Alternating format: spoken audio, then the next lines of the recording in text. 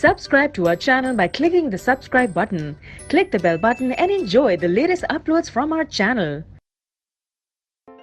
Now question number 3 is, which postulate of Dalton's atomic theory is the result of law of conservation of mass?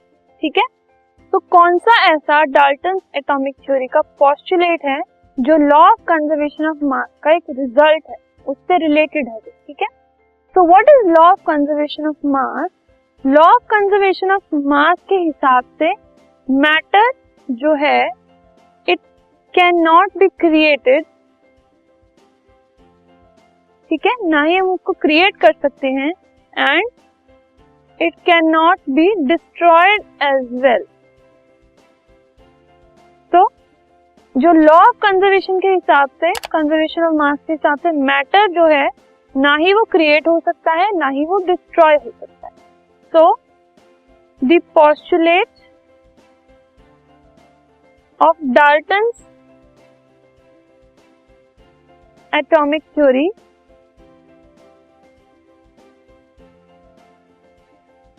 stating that atoms can neither be created nor destroyed in a chemical reaction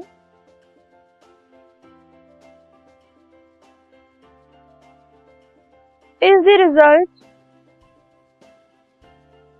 of law of conservation of mass.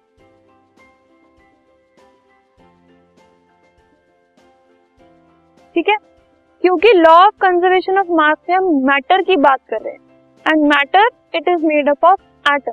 तो उसके बाद Dalton atomic theory में जब atoms के बारे में भी same चीज कही गई, तो वी कैन से दैट यही जो स्टेटमेंट है, यही जो पोस्टुलेट है, atom can neither be created nor destroyed in a chemical reaction, उसको एक केमिकल रिएक्शन के कॉन्टेक्स्ट में लेकर और एटम्स के ऊपर बेस लेकर जब डाल्टन ने पोस्टुलेट दिया, so it was a result of law of conservation of mass.